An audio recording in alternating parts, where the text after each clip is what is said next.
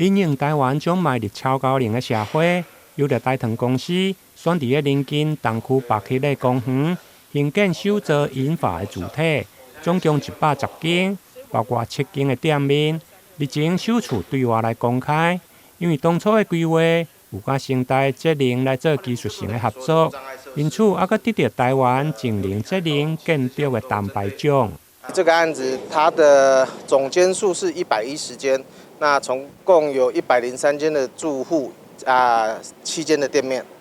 那我们这个案子公设比高达50%，然后那也有针对在节能的部分，有跟国立成功大学这边有做一些技术性的合作，那也获得台湾第一个那个近邻节能建筑的铜牌奖。那其实它节能是有一定的效益。那等一下带大家进来做一个参观。那我们这边它比较具有特色的是，它针对老人的部分，它有做一些温度环境的控制。因为正常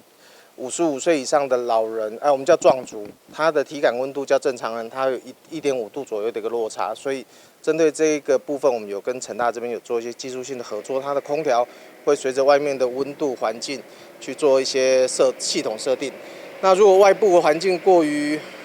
不好的时候，像系统里面也会针对甲醛、悬浮微粒子，会跳出系统警戒，通知住在里面的住户居民。然后告诉他们说，现在环境适不适合外出？那等一下各位进去里面的时候，可以感受一件事，这个案子的风场会特别的舒服，因为这个案子的风场有特别做过模拟，在夏天的时候，它也是非常的凉爽。该主体因为靠近东区文化中心加北区的公园，房型有套房、1房甲2房，顶多元的房型，并且附设多功能的活动中心、健身房加中庭的户外空间，生活的机能相当的完善。大糖公司预计3月28要来委外招租，希望引进专业的服务团队，共同创造引发友善大的环境，早一日提供有需求的长辈会用来进驻。台南新闻林根采访报道。